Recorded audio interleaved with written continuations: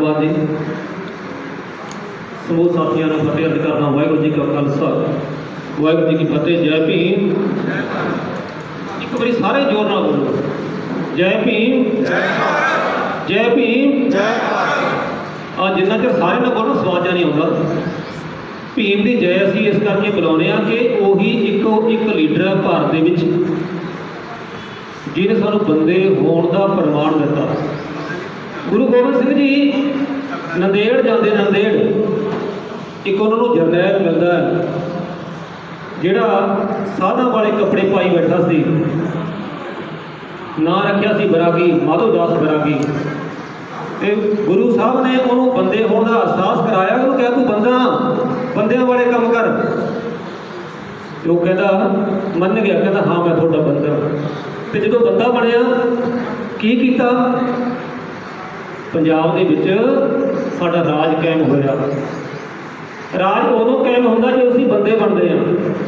जिन्ना चिर तक असीं बंदे नहीं बनते उन्ना चिर तक राज भाग कायम नहीं हो सकता। उन्ना चिर तक असीं अपने अधिकारों की गल नहीं कर सकते। तो जो असीं अज बाबा साहब डॉक्टर भीमराव अंबेडकर जी का 130वां जन्म दिहाड़ा मना रहे हैं, तो सानू ये याद रखना चाहिए कि बाबा साहब डॉक्टर अंबेडकर ने साडे लिए की कीता, किहड़ा काम है जिहड़ा उन्होंने अधूरा रह गया, जिहड़ा असीं पूरा करना। इन्ना समा लंघण के बावजूद, संविधान के लागू होने के बावजूद पूरी आज़ादी सानू क्यों नहीं मिली, ये सारी गल्लां सोचने वाली। बाबा साहब ने सानू पढ़ लिखण बारे कहा, असीं पढ़े भी, उन्होंने जुड़न बारे कहा असीं जुड़े भी, उन्होंने लड़न बारे भी कहा असीं लड़े भी। पर जिहड़ी साडी पढ़ाई सी असीं पढ़े, असीं अपनी मर्जी नाल नहीं पढ़े। सानू जिहड़ा कुछ पढ़ाया गया असीं वो पढ़िया। जो असीं जुड़े जरूर तरह तरह के डेरिया से जाके जुड़ गए। असीं लड़े भी, गुआढ़ियां लड़े नाली पिछे, थोड़ी नाली का पानी गंदा पानी इधर आ रहा, लड़ते रहे असीं जरूर, अपने भरावां नाल लड़ते रहे। जदों असीं विद्या की गल करते हैं, सामने वो बैनर लग्या, गरीब बच्चों की असल जायदाद उच्च कोटि की विद्या ही है। बहुत वधिया स्लोगन, पर मेरे हिसाब नाल ये कमी है।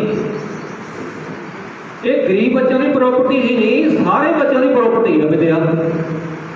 सानू विद्या पढ़न तो रोकिया क्यों गया भी इन्हों को प्रॉपर्टी आ जानी है जो विद्या हासिल होगी ना, इस करके साढ़े पाबंदी लाई गई। कुदरती जो असीं अज बाबा साहब डॉक्टर अंबेडकर जी का जन्म दिहाड़ा मना रहे हैं, वैसे जन्म दिहाड़ा 14 अप्रैल का होंदा, असीं अज मना रहे हैं। अज भी बाबा साहब डॉक्टर अंबेडकर के नाल संबंधित इतिहासक दिन है।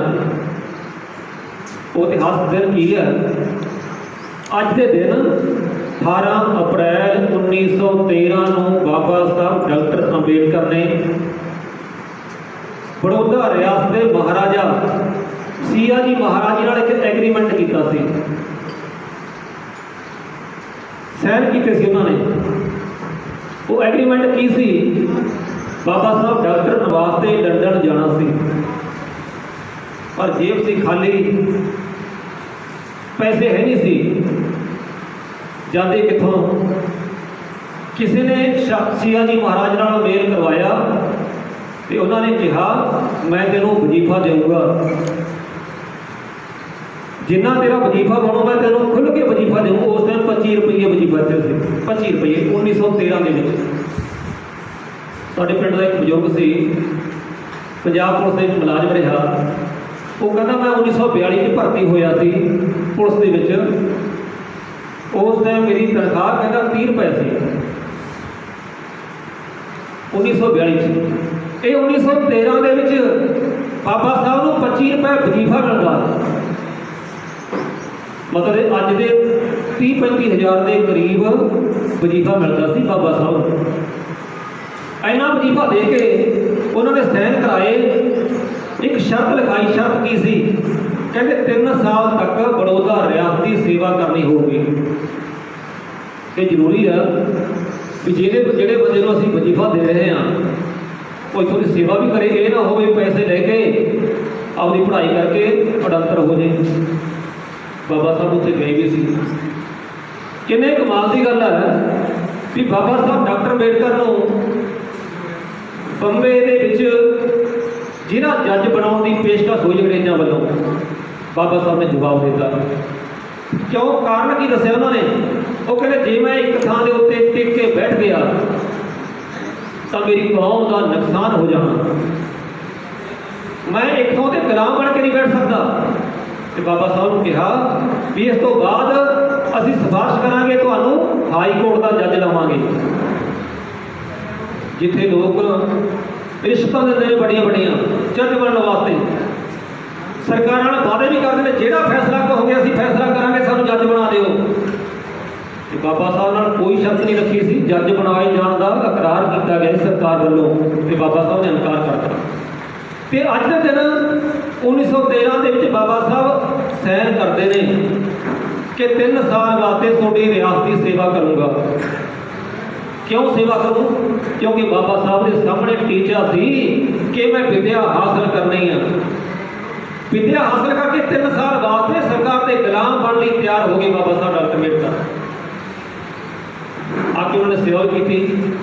ਜਦੋਂ ਬਾਬਾ ਸਾਹਿਬ ਡਾਕਟਰ ਅੰਬੇਡਕਰ ਪੜ੍ਹ ਕੇ ਆਏ ਤਾਂ ਉਹਨਾਂ ਨੂੰ ਮਹਿਸੂਸ ਹੋਇਆ ਕਿ ਹੁਣ ਆਪਣੀ ਕੌਮ ਵਾਸਤੇ, ਆਪਣੇ ਦੇਸ਼ ਵਾਸਤੇ ਲੜਾਈ ਲੜੀ ਜਾਣੀ ਚਾਹੀਦੀ ਹੈ। ਤੇ ਬਾਬਾ ਸਾਹਿਬ ਨੇ ਜਿਵੇਂ ਵਿੱਦਿਆ ਪ੍ਰਾਪਤ ਕੀਤੀ, ਉੱਚੀ ਵਿੱਦਿਆ, ਉਹਦੇ ਹਿਸਾਬ ਨਾਲ ਉਹਨਾਂ ਨੇ ਸਾਹਿਤ ਵੀ ਲਿਖਿਆ। ਜਿਹੜਾ ਇਤਿਹਾਸ ਸਾਨੂੰ ਦੱਸਦਾ ਸੀ ਕਿ ਤੁਹਾਡੇ ਨਾਇਕ ਨੇ, ਜਿਹੜੇ ਨਾਇਕ ਉਹ ਖਲਨਾਇਕ ਨੇ, ਤੇ ਜਿਹੜੇ ਲੋਕਾਂ ਨੇ ਕੁਛ ਕੀਤਾ ਨਹੀਂ ਉਹ ਨਾਇਕ ਬਣਾ ਕੇ ਇਤਿਹਾਸ ਦੇ ਵਿੱਚ ਪੇਸ਼ ਕੀਤੇ ਗਏ। ਤੇ ਬਾਬਾ ਸਾਹਿਬ ਡਾਕਟਰ ਅੰਬੇਡਕਰ ਜੀ ਨੇ ਦੁਬਾਰਾ ਫਿਰ ਇਤਿਹਾਸ ਪਲਟਾ ਕੇ ਰੱਖਿਆ। 500 ਸਾਲ ਪੁਰਾਣਾ ਇਤਿਹਾਸ ਦੁਬਾਰਾ ਫਿਰ ਲੋਕਾਂ ਦੇ ਸਾਹਮਣੇ ਜਾਂਦਾ। ਉਹ ਇਤਿਹਾਸ ਕੀ ਹੈ ਵੀ ਅੱਜ ਦੇ ਦਿਨ ਦੇ ਇਤਿਹਾਸ ਨਾਲ ਇੱਕ ਘਟਨਾ ਹੋਰ ਸੰਬੰਧਿਤ ਹੈ। ਅੱਜ ਦੇ ਦਿਨ 18 ਅਪ੍ਰੈਲ 1859 ਨੂੰ ਇੱਕ ਜਰਨੈਲ ਤਾਂਤੀਆ ਟੋਪੇ ਨੂੰ ਫਾਂਸੀ ਦਿੱਤੀ ਗਈ ਸੀ। ਤਾਂਤੀਆ ਟੋਪੇ ਨਾਂ ਸੁਣਿਆ ਹੋਣਾ ਤੁਸੀਂ, ਅੰਗਰੇਜ਼ਾਂ ਨਾਲ ਲੜਿਆ ਸੀ 1857 ਦੇ ਗਦਰ ਦੇ ਸਮੇਂ। ਪਰ ਇਤਿਹਾਸ ਦੇ ਵਿੱਚ ਇਹ ਆਉਂਦਾ ਉਹਨੂੰ ਫਾਂਸੀ ਦਿੱਤੀ ਗਈ, ਅਸਲ ਦੇ ਵਿੱਚ ਫਾਂਸੀ ਨਹੀਂ ਦਿੱਤੀ ਗਈ ਸੀ। ਉਹਦੀ ਜਗ੍ਹਾ ਕੋਈ ਹੋਰ ਬੰਦਾ ਫਾਂਸੀ ਚੜ੍ਹ ਗਿਆ ਸੀ। ਤਾਂਤੀਆ ਟੋਪੇ ਇੱਕ ਬ੍ਰਾਹਮਣ ਪਰਿਵਾਰ ਦਾ ਸੀ, ਜਿਹੜੇ ਪੂਨਾ ਦੇ ਪੇਸ਼ਵਾ ਸੀ। ਪੂਨਾ ਦੇ ਪੇਸ਼ਵਾ ਨਾਨਾ ਸਾਹਿਬ ਫੜਨਵੀਸ ਆਖਰੀ ਪੇਸ਼ਵਾ ਸੀ। ਪੇਸ਼ਵਾ ਰਿਆਸਤ ਉਹ ਸੀ ਜਿਨ੍ਹਾਂ ਨੇ ਪਹਿਲੀ ਵਾਰ ਮਨੋਸਿਮਰਤੀ ਪੂਰਨ ਰੂਪ 'ਚ ਲਾਗੂ ਕੀਤੀ ਸੀ। ਦਲਤਾਂ ਦੇ ਮੂੰਹਾਂ ਦੇ ਉੱਤੇ ਕੁੱਚੇ ਬੰਨੇ ਗਏ ਸੀ, ਪਿੱਛੇ ਝਾੜੂ ਬੰਨੇ ਗਏ ਸੀ ਪੂਨਾ ਰਿਆਸਤ ਵਿੱਚ। ਬਾਕੀ ਸਾਰੇ ਦੇਸ਼ ਵਿੱਚ ਐਸਾ ਨਹੀਂ ਸੀ। ਸਖਤੀ ਸੀ ਬਾਕੀ ਵੀ ਸਾਰੇ, ਪਰ ਇੰਨੀ ਸਖਤੀ ਕਿਤੇ ਨਹੀਂ ਸੀ ਜਿੰਨੀ ਪੂਨਾ ਰਿਆਸਤ ਵਿੱਚ ਸਖਤੀ ਸੀ। ਉਸ ਨਾਨਾ ਸਾਹਿਬ ਫੜਨਵੀਸ ਦਾ ਜਰਨੈਲ ਸੀ, ਸੈਨਾਪਤੀ ਸੀ ਤਾਂਤੀਆ ਟੋਪੇ। ਉਹਦੀ ਜਗ੍ਹਾ ਕਿਸੇ ਹੋਰ ਨੂੰ ਫਾਂਸੀ ਚਾੜ ਦਿੱਤਾ ਗਿਆ ਤੇ ਉਹ ਲੁਕ ਛਿਪ ਕੇ ਰਿਹਾ। ਨਾਂ ਰੱਖ ਲਿਆ ਗਜਾਨਨ ਮਹਾਰਾਜ। ਨਾਨਾ ਸਾਹਿਬ ਫੜਨਵੀਸ ਸੀ ਜਿਹੜਾ, ਉਹ ਵੀ ਭੱਜ ਗਿਆ ਤੇ ਉਹਨੇ ਆਪਣਾ ਨਾਂ ਰੱਖ ਲਿਆ ਸਾਈਂ ਬਾਬਾ। ਤੁਸੀਂ ਸੁਣਦੇ ਨਾ ਸ਼ਿਰਡੀ ਦਾ ਸਾਈਂ ਬਾਬਾ, ਉਹ ਨਾਨਾ ਸਾਹਿਬ ਫੜਨਵੀਸ ਸੀ ਜਿਹੜਾ ਉੱਥੇ ਦਾ ਪੇਸ਼ਵਾ ਦਾ ਰਾਜਾ ਸੀ, ਪੇਸ਼ਵਾ ਸੀ ਉੱਥੇ ਦਾ ਪੂਨੇ ਦਾ। ਇਹ ਘਟਨਾ ਵੀ ਅੱਜ ਦੇ ਦਿਨ ਨਾਲ ਸੰਬੰਧਿਤ ਹੈ। ਇੱਕ ਘਟਨਾ ਇਹ ਅੱਜ ਦੇ ਦਿਨ 18 ਅਪ੍ਰੈਲ 1950 ਨੂੰ ਆਂਧਰਾ ਪ੍ਰਦੇਸ਼ ਹੁੰਦਾ ਸੀ ਉਸ ਟਾਈਮ, ਅੱਜ ਉਹ ਤੇਲੰਗਾਨਾ ਦੇ ਵਿੱਚ ਹੈ। ਇਲਾਕਾ ਜਿੱਥੋਂ ਵਿਨੋਬਾ ਭਾਵੇ, ਸੰਤ ਵਿਨੋਬਾ ਭਾਵੇ, ਆਚਾਰੀਆ ਵਿਨੋਬਾ ਭਾਵੇ ਕਹਿੰਦੇ ਨੇ, ਉਹਨੇ ਭੂਦਾਨ ਅੰਦੋਲਨ ਸ਼ੁਰੂ ਕੀਤਾ ਸੀ ਕਿ ਜਦੋਂ ਆਜ਼ਾਦੀ ਤੋਂ ਬਾਅਦ, ਆਜ਼ਾਦੀ ਕਹਿ ਰਹੀ ਅਖੌਤੀ ਆਜ਼ਾਦੀ ਕਹਿ ਰਹੀ, ਜੇ ਨਾਲ ਆਜ਼ਾਦੀ ਹੈ ਨਾ, ਦੇਸ਼ ਦੇ ਵਿੱਚ ਹਲਚਲ ਸ਼ੁਰੂ ਹੋਈ ਤਾਂ ਜਿਹੜੇ ਗਰੀਬ ਲੋਕ ਸੀ, ਬੇਜ਼ਮੀਨੇ ਲੋਕ ਸੀ, ਉਹਨਾਂ ਨੇ ਰਜਵਾੜਿਆਂ ਨੂੰ ਫੜ ਕੇ ਮਾਰਨਾ ਸ਼ੁਰੂ ਕਰਤਾ। ਜਦੋਂ ਕੁਝ ਰਜਵਾੜੇ ਮਾਰੇ ਗਏ, ਜ਼ਿਮੀਂਦਾਰ ਮਾਰੇ ਗਏ, ਉਹਨਾਂ ਜ਼ਮੀਨਾਂ ਜਿਹੜੇ ਬੇਜ਼ਮੀਨੇ ਲੋਕ ਸੀ ਉਹਨਾਂ ਨੂੰ ਵੰਡ ਲਿਆ। ਤਾਂ ਨਹਿਰੂ ਦੇ ਮਨ 'ਚ ਸਕੀਮ ਆਈ ਕਿ ਇਸ ਤਰ੍ਹਾਂ ਚੱਲਦਾ ਰਿਹਾ, ਲੋਕ ਭੜਕ ਗਏ ਤਾਂ ਇੱਕ ਦਿਨ ਸਾਰੇ ਦੇਸ਼ 'ਚ ਬਗਾਵਤ ਹੋ ਸਕਦੀ ਹੈ, ਸਾਡਾ ਰਾਜ ਨਹੀਂ ਰਹਿ ਸਕਦਾ। ਤਾਂ ਉਹਨੇ ਬਲੋਕ ਭਾਵੇ ਨੂੰ ਮੂਹਰੇ ਕੀਤਾ, ਮੋਹਰਾ ਬਣਾਇਆ, ਉਹਨੂੰ ਕਿਹਾ ਵੀ ਜਿਹੜੇ ਵੱਡੇ ਜ਼ਿਮੀਂਦਾਰ ਨੇ, ਜ਼ਗੀਰਦਾਰ ਨੇ, ਉਹਨਾਂ ਨੂੰ ਕਹੋ ਵੀ ਥੋੜ੍ਹੀ ਥੋੜ੍ਹੀ ਆਪਣੀਆਂ ਜ਼ਮੀਨਾਂ ਲੋਕਾਂ ਨੂੰ ਦਾਨ ਕਰ ਦੇਣ। ਤੇ ਉਹਨਾਂ ਨੇ ਇਸ ਤਰ੍ਹਾਂ ਕੀਤਾ। ਪੰਜਾਬ ਦੇ ਵਿੱਚ ਜ਼ਮੀਨ ਦਾਨ ਹੋਈ, ਉਹ ਕਿੱਥੇ ਗਈ ਕਿਸੇ ਨੂੰ ਪਤਾ ਨਹੀਂ ਕੋਈ। ਇਸ ਤਰ੍ਹਾਂ ਬਾਹਰੇ ਵੀ ਹੋਇਆ, ਥੋੜ੍ਹੇ ਥੋੜ੍ਹੇ ਲੋਕਾਂ ਨੂੰ ਜ਼ਮੀਨਾਂ ਮਿਲ ਗਈਆਂ। ਮਤਲਬ ਜਿਹੜੇ ਲੋਕ ਨਾਟਕ ਕਰਦੇ ਰਹੇ ਉਹ ਸਾਡੇ ਲਈ ਨਾਇਕ ਬਣ ਗਏ, ਤੇ ਜਿਨ੍ਹਾਂ ਨੇ ਸੱਚਮੁੱਚ ਲੜਾਈ ਕੀਤੀ ਉਹ ਲੋਕਾਂ ਦੇ ਇਤਿਹਾਸ ਦੇ ਵਿੱਚੋਂ, ਲੋਕਾਂ ਦੇ ਦਿਮਾਗ ਦੇ ਵਿੱਚੋਂ, ਲੋਕਾਂ ਦੇ ਚੇਤਿਆਂ ਵਿੱਚੋਂ ਭੁਲਾ ਦਿੱਤੇ ਗਏ। ਤੇ ਜੇ ਅਸੀਂ ਅੱਜ ਵੀ ਉਹਨਾਂ ਨੂੰ ਭੁੱਲੇ ਦੀ ਭੁਲਾਈ ਰੱਖਦੇ ਹਾਂ ਤਾਂ ਇਹਦਾ ਮਤਲਬ ਅਸੀਂ ਪੜ੍ਹੇ ਲਿਖੇ ਨਹੀਂ। ਮੈਂ ਪਹਿਲਾਂ ਕਿਹਾ ਵੀ ਅਸੀਂ ਉਹ ਪੜ੍ਹਾਈ ਪੜ੍ਹੇ ਜਿਹੜੀ ਸਾਨੂੰ ਬ੍ਰਾਹਮਣ ਨੇ ਪੜ੍ਹਾਈ ਦਿੱਤੀ। ਪੜ੍ਹਾਈ ਦੇ ਵਿੱਚ ਸਾਨੂੰ ਇਹੀ ਦੱਸਿਆ ਗਿਆ, ਖੂਬ ਲੜੀ ਮਰਦਾਨੀ, ਉਹ ਤੋਂ ਝਾਂਸੀ ਵਾਲੀ ਰਾਣੀ ਥੀ, ਜਿਹੜੀ ਮੈਦਾਨ ਛੱਡ ਕੇ ਭੱਜ ਗਈ ਪਿਛਲੇ ਦਰਵਾਜ਼ੇ ਰਾਹੀਂ, ਉਹ ਕਹਿੰਦੇ ਖੂਬ ਲੜੀ ਮਰਦਾਨੀ। ਜਿਹੜੀ ਲੜਦੀ ਰਹੀ ਝਲਕਾਰੀ ਬਾਈ, ਉਹਦਾ ਨਾਂ ਨਹੀਂ ਆ ਸਕਿਆ। ਸੋ ਅੱਜ ਅਸੀਂ ਆਪਣੇ ਪੁਰਖਿਆਂ ਦਾ ਇਤਿਹਾਸ ਆਪਣੀ ਆਉਣ ਵਾਲੀ ਪੀੜ੍ਹੀ ਨੂੰ ਦੱਸਣਾ। ਗੁਰਬਾਣੀ ਕਹਿੰਦੀ ਆ, ਬਾਬਾਣੀਆਂ ਕਹਾਣੀਆਂ ਪੁੱਤ ਸਪੁੱਤ ਕਰੇਨ। ਆਪਣੇ ਬਾਪ ਦਾਦਾ ਦੀਆਂ ਕਹਾਣੀਆਂ ਆਪਣੀ ਆਉਣ ਵਾਲੀ ਪੀੜ੍ਹੀ ਨੂੰ ਉਹ ਲੋਕ ਦੱਸਦੇ ਨੇ ਜਿਹੜੇ ਸਪੂਤ ਹੁੰਦੇ ਨੇ, ਜਿਹੜੇ ਕਪੂਤ ਹੁੰਦੇ ਨੇ ਉਹ ਨਹੀਂ ਦੱਸਦੇ। ਕੀ ਅਸੀਂ ਆਪਣੀਆਂ ਕਹਾਣੀਆਂ ਦੱਸੀਆਂ? ਉਹ ਦੱਸਣ ਲੱਗੇ ਹਾਂ, ਥੋੜ੍ਹੇ ਥੋੜ੍ਹੇ ਕਹਾਣੀਆਂ ਦੱਸਣ ਲੱਗੇ ਹਾਂ। ਜਦੋਂ ਅਸੀਂ ਕਹਾਣੀਆਂ ਦੱਸਣ ਲੱਗੇ ਹਾਂ ਤਾਂ ਬਾਬਾ ਸਾਹਿਬ ਡਾਕਟਰ ਅੰਬੇਡਕਰ ਇੱਕੋ ਲਖਤ ਨਾਇਕ ਬਣ ਗਏ। ਇੱਕੋ ਲਖਤ ਜਿਹੜੇ ਲੋਕ ਬਾਬਾ ਸਾਹਿਬ ਦੀ ਗੱਲ ਨਹੀਂ ਸੀ ਕਰਦੇ ਹੁੰਦੇ ਨਾ, ਜਿਹੜੇ ਕਹਿੰਦੇ ਸੀ ਇਹ ਜਿਹੜਾ ਸੰਵਿਧਾਨ ਆ ਕਾਪੀ ਪੇਸਟ ਹੈ, ਨਕਲ ਮਾਰ ਕੇ ਇੱਥੋਂ ਜਾ ਕੇ ਇੱਧਰ ਲਿਖਤਾ, ਇਹ ਸੰਵਿਧਾਨ ਹੀ ਇਹ ਤਾਂ ਕਾਪੀ ਪੇਸਟ ਦਾ ਨਕਲ ਮਾਰੀ ਹੋਈ ਹੈ। ਅੱਜ ਉਹ ਵੀ ਬਾਬਾ ਸਾਹਿਬ ਡਾਕਟਰ ਅੰਬੇਡਕਰ ਦਾ ਜਨਮ ਦਿਹਾੜਾ ਮਨਾ ਰਹੇ। ਟਿਕਰੀ ਬਾਰਡਰ ਉੱਤੇ ਕਿਸਾਨਾਂ ਨੇ ਜਨਮ ਦਿਹਾੜਾ ਮਨਾਇਆ। ਕਾਂਗਰਸ ਜਿਹੜੇ ਮੰਨਦੇ ਨਹੀਂ ਸੀ ਬਾਬਾ ਸਾਹਿਬ ਨੂੰ, ਉਹ ਵੀ ਜ਼ਮੀਨ ਪ੍ਰਾਪਤੀ ਸੰਘਰਸ਼ ਕਮੇਟੀ ਵੱਲੋਂ ਜਨਮ ਦਿਹਾੜਾ ਮਨਾਇਆ ਜਾ ਰਿਹਾ ਹੈ। ਇੱਥੋਂ ਤੱਕ ਕਿ ਅਮਰੀਕਾ ਦੀ ਪਾਰਲੀਮੈਂਟ 'ਚ ਬਾਬਾ ਸਾਹਿਬ ਦਾ ਜਨਮ ਦਿਹਾੜਾ ਮਨਾ ਰਿਹਾ ਹੈ। ਇਹਦਾ ਮਤਲਬ ਬਾਬਾ ਸਾਹਿਬ ਡਾਕਟਰ ਅੰਬੇਡਕਰ ਦਾ ਸੂਰਜ ਹੁਣ ਚੜ੍ਹਨ ਜਾ ਰਿਹਾ। ਕਿਉਂ ਚੜ੍ਹਨ ਜਾ ਰਿਹਾ? ਕਿਉਂਕਿ ਅਸੀਂ ਆਪਣੇ ਪੁਰਖਿਆਂ ਦੀ ਇੱਜ਼ਤ ਕਰਨੀ ਸ਼ੁਰੂ ਕੀਤੀ ਹੈ। ਜਿਹੜੇ ਲੋਕ ਆਪਣੇ ਪੁਰਖਿਆਂ ਦੀ ਇੱਜ਼ਤ ਨਹੀਂ ਕਰਦੇ, ਉਹਨਾਂ ਦੇ ਪੁਰਖਿਆਂ ਦੀ ਕੋਈ ਇੱਜ਼ਤ ਨਹੀਂ ਕਰਦਾ, ਉਹਨਾਂ ਦੀ ਆਪਦੀ ਵੀ ਇੱਜ਼ਤ ਨਹੀਂ ਹੁੰਦੀ। ਗੁਰੂ ਰਵਿਦਾਸ ਜੀ ਜਦੋਂ ਕਹਿੰਦੇ ਨੇ ਨਰਪਤ ਏਕ ਸਿੰਘਾਸਨ ਸੋਇਆ ਸੁਪਨੇ ਭਇਆ ਭਿਖਾਰੀ, ਅਛਤ ਰਾਜ ਵਿਛੜ ਦੁਖ ਪਾਇਆ ਸੋ ਗਤ ਭਈ ਹਮਾਰੀ। ਜਿਸ ਤਰ੍ਹਾਂ ਤਖਤ ਦੇ ਉੱਤੇ ਬੈਠਾ ਬੈਠਾ ਆ ਮੇਰੇ ਵੱਡੇ ਵੀਰ ਜਨ ਸਿੰਘ ਜੀ ਥਾਣੇਦਾਰ, ਕਿ ਜਦੋਂ ਮੈਂ ਸਟੇਜ 'ਤੇ ਚੜ੍ਹਦਾ ਮੇਰਾ ਮਾਣ ਤਾਣ ਕਰਕੇ ਜਾਂਦੇ ਹੁੰਦੇ ਨੇ। ਬਹੁਤ ਬਹੁਤ ਧੰਨਵਾਦ ਉਹਨਾਂ ਦਾ। ਜਿਸ ਤਰ੍ਹਾਂ ਕਹਿੰਦੇ ਵੀ ਤਖਤ ਦੇ ਉੱਤੇ ਬੈਠਾ ਬੈਠਾ ਰਾਜਾ ਸੌਂ ਗਿਆ ਤੇ ਭਿਖਾਰੀ ਬਣ ਗਿਆ, ਇਹੀ ਹਾਲਤ ਸਾਡੀ ਹੈ। ਅਸੀਂ ਇਸ ਦੇਸ਼ ਦੇ ਵਾਰਿਸ ਹਾਂ, ਅਸੀਂ ਇਸ ਦੇਸ਼ ਦੇ ਰਾਜੇ ਹਾਂ, ਪਰ ਸਾਨੂੰ ਪਤਾ ਹੀ ਨਹੀਂ ਅਸੀਂ ਵਸੀਅਤ ਸਾਡੇ ਨਾਲ ਹੋਈ ਵੀ ਸਾਨੂੰ ਨਹੀਂ ਪਤਾ। ਅਸੀਂ ਸਾਡੀ ਵਸੀਅਤ ਕਿਸੇ ਹੋਰ ਦੇ ਹੱਥ ਲੱਗ ਗਈ, ਉਹਨੇ ਕਹਿ ਤਾ ਰਾਜੇ ਤਾਂ ਅਸੀਂ ਹਾਂ, ਤੁਸੀਂ ਕੌਣ ਹੋ? ਤੁਸੀਂ ਲੋਕ ਹੋ ਭਿਖਾਰੀ। ਭਿਖਾਰੀ ਕਦੇ ਰਾਜ ਨਹੀਂ ਕਰਦੇ ਹੁੰਦੇ। ਅਸੀਂ ਭਿਖਾਰੀ ਤੋਂ ਰਾਜੇ ਕਦੋਂ ਬਣਾਂਗੇ? ਜਦੋਂ ਸਾਡੀ ਸੋਚ ਬਦਲੇਗੀ। ਸਾਡੀ ਸੋਚ ਦੇ ਵਿੱਚ ਕੀ ਬਾਬਾ ਸਾਹਿਬ ਡਾਕਟਰ ਅੰਬੇਡਕਰ ਲਿਖਦੇ ਨੇ, ਕਹਿੰਦੇ ਇੱਕ ਬ੍ਰਾਹਮਣ ਔਰਤ ਦਾ ਬ੍ਰਾਹਮਣੀ, ਉਹਦੇ ਬੱਚਾ ਪੈਦਾ ਹੋਣਾ। ਬੱਚਾ ਪੈਦਾ ਨਹੀਂ ਹੋਇਆ, ਜੇ ਪੇਟ ਦੇ ਵਿੱਚ ਹੀ ਹੈ। ਉਹ ਸੋਚਦੀ ਹੈ ਵੀ ਅੱਜ ਤੋਂ 20 ਸਾਲਾਂ ਨੂੰ ਮੇਰਾ ਬੱਚਾ ਉੱਚੀ ਪੜ੍ਹਾਈ ਕਰ ਲੂਗਾ, ਉਹਦੀ ਪੜ੍ਹਾਈ ਖਤਮ ਹੋ ਜੂਗੀ, ਫਿਰ ਉਹ ਸੰਗਰੂਰ ਦਾ DC ਬਣੂਗਾ, IAS ਕਰੂਗਾ, DC ਲੱਗੂਗਾ, ਜਾਂ IPS ਬਣੂਗਾ, SSP ਲੱਗੂਗਾ।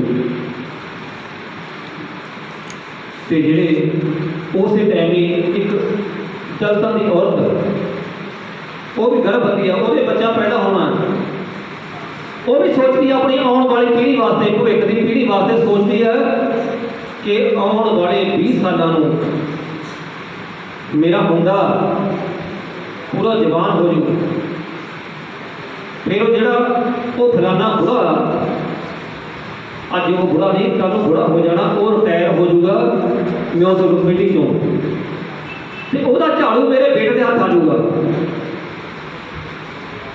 ਜਾਂ ਫਿਰ ਕਿਸੇ ਜੇ ਜ਼ਿਆਦਾ ਕਰੂ ਕਿਸੇ ਦਫ਼ਤਰ ਦੇ ਵਿੱਚ ਚਪੜਾਸੀ ਲੱਗਿਆ ਕੋਈ ਪੀਐਨ ਵੀ ਉਹਨੇ ਰਿਟਾਇਰ ਹੋ ਜਾਣਾ ਤੇ ਮੇਰਾ ਬੇਟਾ ਉੱਥੇ ਚਲੇ ਜਾਊਗਾ।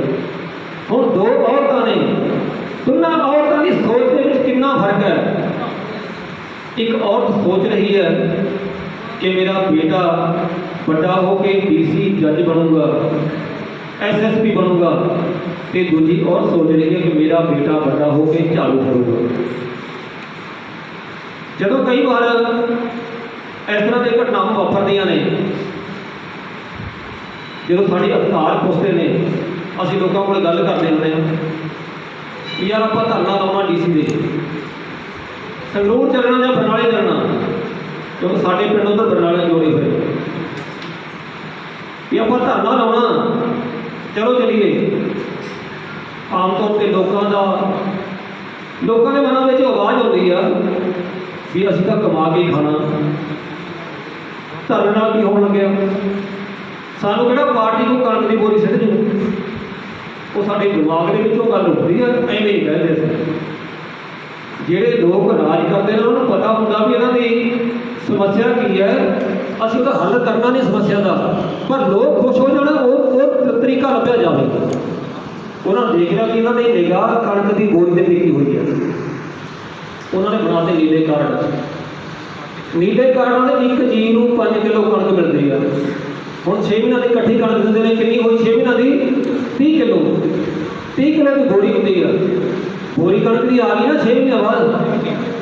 ਅਸੀਂ ਮੰਗੀ ਕਣਕ ਦੀ ਬੋਰੀ ਵੀ, ਸਾਡੇ ਕੋਈ ਬੋਰੀ ਸਿੱਟੂ, ਅਗਲੇ ਨੇ ਬੋਰੀ ਸਿੱਟਦੀ, ਬੋਰੀ ਸਿੱਟ ਕੇ ਅਗਲੇ ਰਾਜ ਭਾਗ ਨੇ। ਸਾਡੇ ਗੁਰੂ ਤਾਂ ਕਹਿੰਦੇ ਨੇ ਵੀ ਐਸਾ ਸਾਨੂੰ ਰਾਜ ਚਾਹੀਦਾ ਜਿੱਥੇ ਹਰ ਇੱਕ ਨੂੰ ਰੱਜਵੀਂ ਰੋਟੀ ਮਿਲੇ, ਮਾਣ ਸਨਮਾਨ ਮਿਲੇ। ਤੇ ਅਸੀਂ ਆਪਣੇ ਗੁਰੂਆਂ ਦੇ ਉਲਟ ਕਹਿਤਾ, ਸਾਨੂੰ ਐਸੀ ਸਰਕਾਰ ਚਾਹੀਦੀ ਜਿਹੜੀ ਬੋਰੀ ਸਿੱਟਦੇ ਕਣਕ ਦੀ। ਅਗਲੇ ਨੇ ਬੋਰੀ ਸਿੱਟਦੀ, ਬੋਰੀ ਸਿੱਟ ਕੇ ਅਗਲੇ 5 ਸਾਲ ਵਾਸਤੇ ਰਾਜ ਭਾਗ ਲੈ ਗਏ। ਰਾਜ ਭਾਗ ਕਿਸ ਤਰ੍ਹਾਂ ਦਾ ਹੁੰਦਾ, ਸਾਡੇ ਪੁਰਖਿਆਂ ਨੇ ਸਾਨੂੰ ਕਿਹਾ। ਗੁਰੂ ਗੋਬਿੰਦ ਸਿੰਘ ਕਹਿੰਦੇ, ਗੁਰੂ ਸਾਹਿਬ ਕਹਿੰਦੇ ਵੀ ਜਿਨ ਕੀ ਜਾਤ ਔਰ ਕੁਲ ਮਾਹੀ, ਸਰਦਾਰੀ ਨਹੀਂ ਭਈ ਕਦਾਹੀ, ਤਿਨ ਹੀ ਕੋ ਸਰਦਾਰ ਬਣਾਉ, ਤਵੇ ਗੋਬਿੰਦ ਸਿੰਘ ਨਾਮ ਕਰਾਉ। ਕਹਿੰਦੇ ਜਿਨ੍ਹਾਂ ਦੀ ਜਾਤ ਦੇ ਵਿੱਚ, ਜਿਨ੍ਹਾਂ ਦੀ ਕੁਲ ਦੇ ਵਿੱਚ, ਜਿਨ੍ਹਾਂ ਦੇ ਗੋਦ ਦੇ ਵਿੱਚ ਕਦੇ ਵੀ ਸਰਦਾਰੀ ਨਹੀਂ ਆਈ, ਵੀ ਮੈਂ ਉਹਨਾਂ ਘਰਾਂ ਦੇ ਵਿੱਚ ਸਰਦਾਰੀ ਲੈ ਕੇ ਆਉਣੀ ਚਾਹੁੰਦਾ, ਮੈਂ ਉਹਨਾਂ ਲੋਕਾਂ ਦੇ ਸਿਰਾਂ ਦੇ ਉੱਤੇ ਤਾਜ ਦੇਖਣਾ ਚਾਹੁੰਦਾ, ਕਲਗੀ ਦੇਖਣੀ ਚਾਹੁੰਦਾ। ਜੇ ਅਸੀਂ ਗੁਰੂ ਸਾਹਿਬ ਦੀ ਗੱਲ ਸੁਣੀ ਹੁੰਦੀ ਤਾਂ ਹੀ ਅਮਲ ਕੀਤਾ ਹੁੰਦਾ ਨਾ।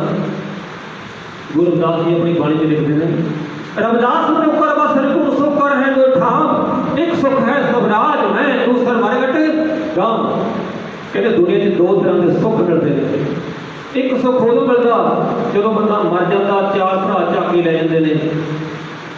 ਜਦੋਂ ਬੰਦਾ ਜਿਉਂਦਾ ਹੁੰਦਾ ਨਾ, ਕਹਿੰਦੇ ਆਪਣਾ ਕੰਮ ਆਪ ਕਰ, ਸਾਨੂੰ ਫਿਰ ਲੋੜ ਨਹੀਂ। ਜਦੋਂ ਬੰਦਾ ਮਰ ਜਾਂਦਾ, ਮਾਣ ਸਨਮਾਨ ਨਾਲ 4 ਭਰਾ ਲੈ ਕੇ ਜਾਂਦੇ। ਸ਼ਮਸ਼ਾਨ ਘਾਟ 'ਚ ਲੈ ਜਦੋਂ ਜਾ ਕੇ ਫੂਕ ਦਿੰਦੇ ਨੇ। ਜੇ ਜਿਉਂਦੇ ਜੀ ਸਾਡਾ ਅੱਗ ਦੇ ਕੋਲ ਹੱਥ ਚਲਾ ਜਾਵੇ, ਸਰੀਰ ਦਾ ਕੋਈ ਅੰਗ ਚਲਾ ਜਾਵੇ, ਤਾਂ ਸਾਨੂੰ ਦਰਦ ਮਹਿਸੂਸ ਹੁੰਦਾ। ਤੇ ਜਦੋਂ ਬੰਦੇ ਦਾ ਮਤਲਬ ਇੰਤਕਾਲ ਹੋ ਜਾਂਦਾ, ਬੰਦਾ ਆਖਰੀ ਟਾਈਮ ਨਿਕਲ ਜਾਂਦਾ, ਬੰਦਾ ਮਰ ਜਾਂਦਾ, ਉਸੇ ਬੰਦੇ ਨੂੰ ਅੱਗ ਦੇ ਵਿੱਚ ਸੁਆਹ ਕਰ ਦਿੰਦੇ ਨੇ ਸਾੜ ਕੇ, ਬੰਦੇ ਨੂੰ ਕੋਈ ਤਕਲੀਫ ਨਹੀਂ। ਕਹਿੰਦੇ ਉਹ ਸੁੱਖ ਮਿਲਦਾ ਮਰਨ ਤੋਂ ਬਾਅਦ। ਸਾਨੂੰ ਵੀ ਕਿਹਾ ਕਿ ਮਰਨ ਤੋਂ ਬਾਅਦ ਸਵਰਗ ਮਿਲੂਗਾ, ਹਾਲਾਂਕਿ ਸਾਡੇ ਪੁਰਖਿਆਂ ਨੇ ਕਹਿਤਾ ਨਰਕ ਸੁਰਗ ਕੋਈ ਨਹੀਂ ਹੁੰਦਾ। ਕਬੀਰ ਸਾਹਿਬ ਕਹਿੰਦੇ ਕਬ ਨਾ ਰੱਖਿਆ ਸੁਰਗ ਵਿਚਾਰਾ ਸੰਤਨ ਦੋ ਰਾਂਦੇ, ਹਮ ਕਾਹੋਂ ਕੀ ਕਾਂਡ ਨਾ ਕੱਢਦੇ। ਆਪਣੇ ਗੁਰਪ੍ਰਸਾਦ ਕਹਿੰਦੇ ਕੋਈ ਨਰਕ ਨਹੀਂ ਹੈ, ਕੋਈ ਸੁਰਗ ਨਹੀਂ ਹੈ, ਇੱਥੇ ਹੀ ਨਰਕ ਹੈ, ਇੱਥੇ ਹੀ ਸਵਰਗ ਹੈ, ਅਸੀਂ ਭੋਗਦੇ ਹਾਂ। ਤੇ ਗੁਰੂ ਰਵਿਦਾਸ ਜੀ ਕਹਿੰਦੇ ਨੇ ਤੇ ਦੂਜਾ ਸੁੱਖ ਹੁੰਦਾ ਕਿ ਜਦੋਂ ਆਪਦਾ ਰਾਜ ਹੋਵੇ, ਆਪਣੇ ਪੁਰਖਿਆਂ ਦਾ, ਆਪਣੇ ਭਰਾਵਾਂ ਦਾ, ਆਪਣੇ ਮਾਪਿਆਂ ਦਾ, ਆਪਣੇ ਬੱਚਿਆਂ ਦਾ ਰਾਜ ਹੋਵੇ, ਦੂਜਾ ਸੁੱਖ ਉਦੋਂ ਮਿਲਦਾ। ਸਾਡੇ ਬਾਬਾ ਨਾਮਦੇਵ ਜੀ ਆਪਣੀ ਬਾਣੀ 'ਚ ਲਿਖਦੇ ਨੇ, ਮੂਏ ਹੋਏ ਜੋ ਮੁਕਤ ਦੇਵੋਗੇ, ਮੁਕਤ ਨਾ ਜਾਣਾ ਕੋਇਲਾ, ਇਹ ਪੰਡੀਆ ਮੋਕ ਔਰ ਢੇਡ ਕਹਿ ਤੇਰੀ ਪਹਿਲ ਪਛਾਉਂਦੀ ਹੋਏਗਾ। ਕਹਿੰਦੇ ਰੱਬਾ ਜੇ ਤੂੰ ਮੈਨੂੰ ਮੁਕਤੀ ਦੇਣੀ ਆ ਤਾਂ ਜਿਉਂਦੇ ਜੀ ਮੁਕਤੀ ਦੇ, ਮੈਨੂੰ ਮਰਨ ਤੋਂ ਬਾਅਦ ਮਿਲਣ ਵਾਲੀ ਮੁਕਤੀ ਨਹੀਂ ਚਾਹੀਦੀ। ਕਹਿੰਦੇ ਜਿਉਂਦੇ ਜੀ ਤਾਂ ਮੈਨੂੰ ਬਾਹਮਣ ਢੇਡ ਕਹਿ ਕੇ ਬੁਲਾਉਂਦਾ, ਫਿਰ ਮਰਨ ਤੋਂ ਬਾਅਦ ਮੈਂ ਕੀ ਤੇਰੀ ਮੁਕਤੀ ਚੱਕਣੀ ਆ। मैं मुक्ति चाहना जिउंदे जी मिलने वाली मुक्ति होती है जो अपना राज हो। असी अपना राज कायम क्यों नहीं कर सके? साडे जथेदार साहब जगतार सिंह जी बीला, ये भी मेरे भरा ने। पता नहीं मतलब मैनू पता नहीं लगता भी पहला गाउन वालों को लोग पैसे देते हैं भी मैनू काहदे वास्ते पैसे देते हैं। पहली बार होंगे भी स्टेज पर आए तो कि साढ़े भरा मेरे चलो मदद करते हैं, वधिया गल होनी भी चाहिए। जदों असी देखते ना गुरु साहब साढ़े ये कहते, साढ़े पुरख ये कहते हैं मरण तो बाद मिलने वाली मुक्ति नहीं चाहिए। असी मरण तो बाद मिलने वाली मुक्ति को क्यों भालते हैं? अज तक साड़ी सोच क्यों नहीं बदली? संत हरिगढ़ साहब कहते मत्था टेकिया करते, ये साढ़े संत ने। चलो इन्हों के प्यार सदका इन्होंने तालमेल होगा, तुहाडे दर्शन कर लेते हैं। जदों असी अपने पुरखियां की सोच ਵੱਲ देखते हैं ना, साढ़े पुरखियां ने सैकड़े साल पहला कहता सी कि तुसीं भखारी नहीं हो, तुसीं राजे हो, सिर्फ सुते पए हो। सुते नूं जगाउण दे लई सिर्फ उन्होंने ठोडा मारना, मरे हुए नहीं जगाया जा सकता। साहब काशी राम जी कहते होंगे सी भी मरे हुए तो दफनाया जाता, जिउंदे नूं जगाया जाता। जिस दिन असी जाके उल्टा हो जाना, पलटा हो जाना, राज पलटा हो जाना। असी जागे नहीं क्योंकि सानू सच्ची सिक्ख्या नहीं मिली। गुरु रविदास जी अपनी बाणी च लिखते हैं सिक्ख्या बारे, माधो अविद्या हितकीन विवेक दी मनी। मतलब अनपढ़ता, अविद्या अनपढ़ता, अज्ञानता। अज्ञानता ने साडा विवेक का दीवा धुंधला करता है। इस करके असी उस सच्चाई नाल सोच नहीं सकते, वधिया तरीके नाल सोच नहीं सकते। एक उन्होंने शब्द सच विद्या को पढ़े प्राप्त करे सदा ज्ञान, रविदास कहे फिर विद्या नरक को जान अजान। कहते जी विद्या पढ़नी चाहिए, पर केड़ी विद्या पढ़नी चाहिए? सच्ची विद्या। सच्ची विद्या की होती है? सच्चा इतिहास साढ़े सामने हो, साढ़े इतिहास को तोड़ मरोड़ के पेश किया गया। वैसे गुस्सा नहीं करना चाहिए तो मैं सीखण भी आया तो कुछ सिखाउण भी आया। एक मेरे भरा ने बोलिया सी कि बाबा साहब डॉक्टर अंबेडकर का नाम से जिहड़ा अंबेडकर वो एक ब्राह्मण अध्यापक ने दिता सी, उसका नाम अंबेडकर से। तुसीं अज सर्च करके देख लो, किते भी इंडिया के किसी के नाम के पिछे अंबेडकर नहीं लगता। जे उस ब्राह्मण के नाम के पिछे अंबेडकर लगता होंदा तो उन्होंने औलाद जिउंदी होंदी उन्होंने नाम के पिछे भी अंबेडकर लग्या होंदा। अंबेडकर शब्द बनया अंबावड़े। बाबा साहब डॉक्टर अंबेडकर का पिंड सी अंबावड़े, उत्थे पिछे करला आते हैं। पिंड का नाम लेके पिछे करला जी सचिन तेंदुलकर, सुनील गावस्कर, संजय मांजरेकर, मुंबई जिले के मुंबई कर। बाबा साहब का पिंड सी अंबावड़े, उन्होंने कहते अंबावड़ेकर। तो उन्होंने अध्यापक ने शोध करते हुए कहते लम्मा बोलने वास्ते औखा बोलना, कहते अंबावड़ेकर सीधा अंबेडकर कहते हैं। उन्होंने अंबेडकर दर्ज करता, उस अध्यापक का नाम अंबेडकर नहीं सी है। उन्होंने आपके बोलने वास्ते तो दूसरों के समझने वास्ते अंबावड़े को अंबेडकर करता। मतलब सानू इतिहास वो पेश किया जाता जो साडा इतिहास है ही नहीं, किताबों के मिलता। इस करके समझ लेना भी इस तरह का इतिहास मिलता। हम गुरु साहब कहते हैं सच विद्या को पढ़े प्राप्त करे सदा ज्ञान। कहते सच्ची विद्या पढ़ो, जे सच्ची विद्या नहीं पढ़ी फिर की हो? कहते उस मनुख को मरे हुए बंदे बराबर लाश वर्गा समझो जेड़े कोल विद्या नहीं है। तो जो असी बाबा साहब डॉक्टर अंबेडकर का जन्म दिहाड़ा मना रहे हैं तो सानू ये प्रण करना चाहिए कि साढ़े सारे लोग ज्ञानवान हो। बाबा साहब डॉक्टर अंबेडकर ने आप लिखे कहते पढ़े लिखे का मतलब ये नहीं होता भी कोई बंदा स्कूल के पढ़िया, कोई कॉलेज के पढ़िया, कोई यूनीवर्सिटी पढ़िया, सिर्फ कोई विद्या नहीं होती। विद्या होंदी है ज्ञान कितना प्राप्त किया। कहते दुश्मन को समझना, जिहड़ा बंदा दुश्मन को समझदा, दुश्मन की ताकत कितनी है, दुश्मन की कमजोरी कितनी है, कि जो पता लगू दुश्मन की ताकत कितनी है ना, जो ज़्यादा ताकत है तो कुछ समय वास्ते चुप कट्टी जा सकती है। जे पता लगा दुश्मन कमजोर है तो नाल दी नाल ही हमला किया जा सकता, तो नाल ही अपनी ताकत तो अपनी कमजोरी बारे भी ज्ञान हो गया।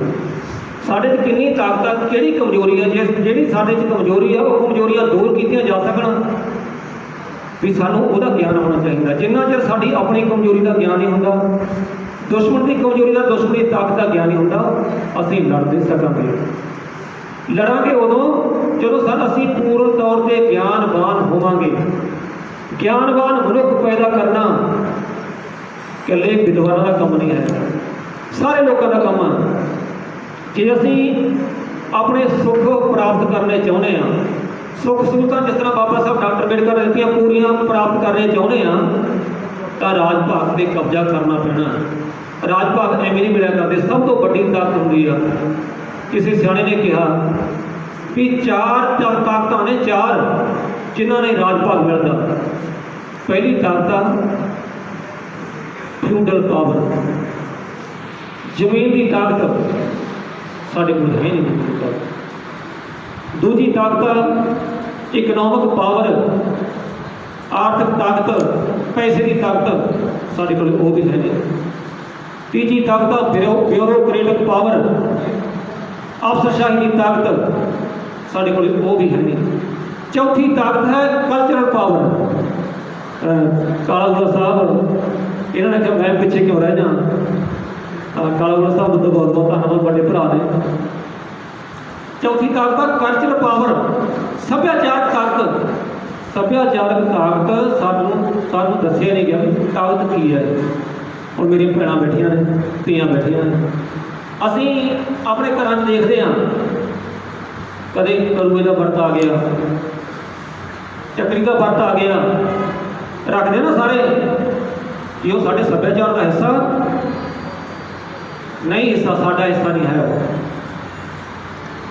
हरिगढ़ साहब ने गल करी सी भी जदों असी जो छुट्टियां होण बच्चों को, बच्चे किथे जान, सानू मुश्किल हो जाता है, सानू मुश्किल है, क्योंकि साडे इतिहास को लुकोया गया, दसिया नहीं गया। साडा इतिहास गुप्त हो गया, साडा सभ्याचार गुप्त हो गया। वो पैदा कौन करूँ, असीं पैदा करांगे। और साडे भरा संधू साहब इन्हें गीत गाए, जे साडे अपने दुखों दर्दों की गल होवे साडे गीतों के विच, वो साडे सभ्याचार का हिस्सा हो। मैं बचपन से सुनता आया किस्से, एक किस्सा साणी कौला, तुम सब ने सुनिया। साडे किस्साकारां ने सानू दसिया एक साणी कौला सी, उहदा नाम सी कमला देवी, बाणिया की कुड़ी, शाहमत बाणिया व्यापारी, शाणी व्यापारी की कुड़ी, व्यापारी घर वाली। और वो घर वाले ने विजय ने कड़ता करो, विजय कुमार सिंगला हो सकता, उन्होंने घरों कड़ता। अगे वो एक मैरी और मेहरा जाति थी जिस नाम से चंदी, अजकल आप चंद कौर कह सकते हैं। उन्हें कहा कि ये तू कितने जाएगी तो मेरे को रह, तू मेरी बेटी है, जिस तरह मैं गुजारा करती हाँ तो मेरे को रह। तू डक्के चुगण जाती सी नाल लेके, बेटी तू भी चल। और साड़ियाँ कुड़ियाँ किहड़ा जांदियां ने डक्के चुगण, बलियां चुगण, जीरी झाड़न, पौध लाउण, कपाह नरमे चुगण, साड़ियाँ कुड़ियाँ भी जांदियां ने। साडी मां उस कुड़ी नूं नाल ले गई। साडे जिहड़े लेख सी उन्हां दे मन 'च दर्द आया। वो चंदी नूं गालां कढ़दे रहे भी शाहां दी कुड़ी नूं बलियां चुगण, डक्के चुगण नाल ले गए। वो किसी नूं साडा दर्द याद नहीं आया। एक कुड़ी ने डके चुगे, एक दिन 2 दिन चुगे होंगे, सारा इतिहास ਉਹਦਾ लिखा गया। ਸਾਹਿਤ ਦੇ ਵਿੱਚ ਉਹਦੇ दुख दर्द फरोले गए। ਜਿਹੜੀਆਂ हर रोज़ कुड़ियां डके चुगदियां ने ਬੰਨੀਆਂ ਚੁਗਦੀਆਂ ਨੇ, ਸਲਵਾਰਾਂ ਗੋਡਿਆਂ ਤੱਕ